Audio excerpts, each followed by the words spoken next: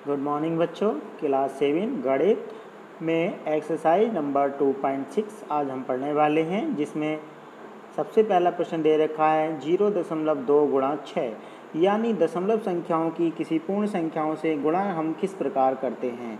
तो यहाँ पर आपको ध्यान रखने वाली बात क्या है, अगर हमें किसी भी दशमलव संख्या से किसी पूर्ण संख्या से गुणा करनी है तो गुणा हम उसी तरीके से करेंगे जैसे कि बिना दशमलव की संख्याओं की करते हैं।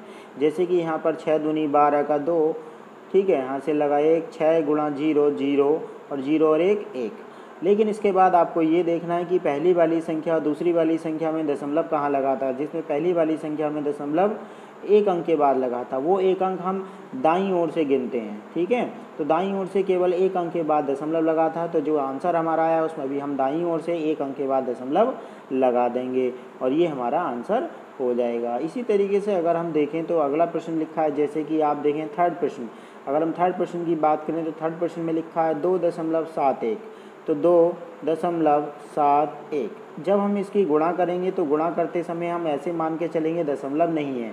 5 एकम 5, 5 सत्ते 35 का 5, यहाँ से लगा 3, 5 दूनी 10 और 3 13, तो ये आ गया हमारा 1355।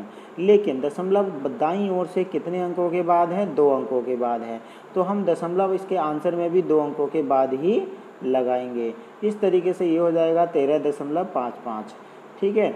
इसी तरीके से अगर हम बात करें इसके सबसे दूसरे पाँचवें खंड की बात करें तो पाँचवें खंड में लिखा है 0.05, 0.05। और अगर हम इसकी 7 से गुणा करेंगे तो ये आ जाएगा 7 पंजे 35। अब दशमलव 2 अंकों के बाद है, तो यहाँ भी हम 2 अंकों के बाद दशमलव दिखा देंगे और उससे पहले 0 लिख देंगे, तो ये आ जाएगा 0.35।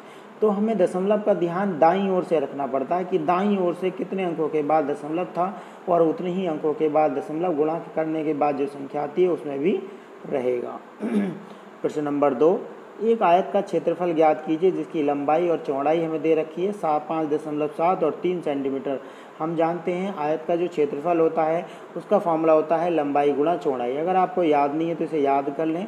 अगर किसी आयताकार खेत की अगर हम बात करें जिसकी एक लंबाई और चौड़ाई है, इस तरीके से आप बना भी सकते हैं, जिसमें कि लंबाई को आप लिख देंगे 5.7 और चौड़ाई को लिख देंगे आप 3, ठीक है। तो अगर हमें इसका क्षेत्रफल निकालना है तो फॉर्मूला होगा लंबाई गुणा चौड़ाई। तो लंबाई है आपकी 5.7, चौड़ाई है आपकी 3, ठीक है। तो 3 की जब 5.7 से गुणा कराएंगे तो 3 से 21 का 1, यहाँ से लगा 2, 3 पंजे 15 और 2 17।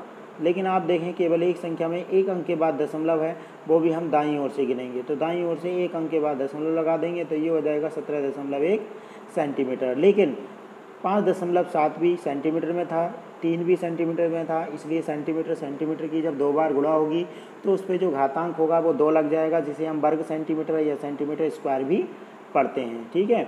वर्ग सेंटीमीटर या सेंटीमीटर स्क्वायर ये क्षेत्रफल का मात्रक होता है, इसको आप ध्यान रखेंगे। प्रश्न नंबर 3 में लिखा है ज्ञात कीजिए। तो यहाँ पर देखेंगे आपकी संख्या में गुणा बिल्कुल उसी तरीके से करेंगे, लेकिन अगर किसी दशमलव संख्या में हम ऐसी संख्या से गुणा करते हैं जिसमें कि 1 के बाद 0 0 लिखा हो, जैसे कि 10 हो, 100 हो, 1000 हो, 10,000 हो, तो दशमलव अंक पे क्या फ़र्क पड़ता है, यहाँ पर आप इस चीज़ को समझेंगे। तो प्रश्न नंबर 3 में अगर आप देखें तो पहली संख्या लिखी है 1.3, तो 1.3 में अगर हम दशमलव को ना देखें और इसमें 10 से गुणा कराएं तो 10 या 30 का 0, यहाँ से लगा 3, 10 एकम 10 और 3 13, ये आ जाएगा। और दशमलव अगर हम एक अंक के बाद लगाएंगे तो ये आएगा 13.0। लेकिन हम आपको एक बात बता दें कि अगर दशमलव के बाद केवल 0 लिखा है और कोई संख्या नहीं है तो हम 0 को हटा भी सकते हैं, इसका मतलब हम इसे केवल 13 लिख सकते हैं। तो आपने देखा दशमलव जो था वो बाईं ओर से एक अंक आगे बढ़ गया, पहले 1 के बाद था और अब 3 के बाद हो गया, यानी पहले 1 अंक के बाद था अब 2 अंकों के बाद हो गया। ऐसा क्यों हुआ? क्योंकि हमने इसमें 10 से गुणा करे और 10 में कितने 0 थे? 1 0। इसका मतलब एक अंक आपका दशमलव बाईं ओर दाईं ओर मूव हो गया, यानी हट गया।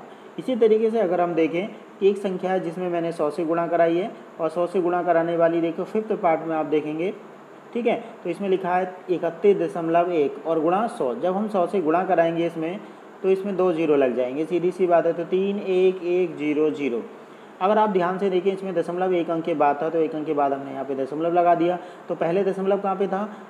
31 के बाद था, लेकिन अब पहुँच गया 1 0 के बाद, यानी 2 अंक आगे बढ़ गया।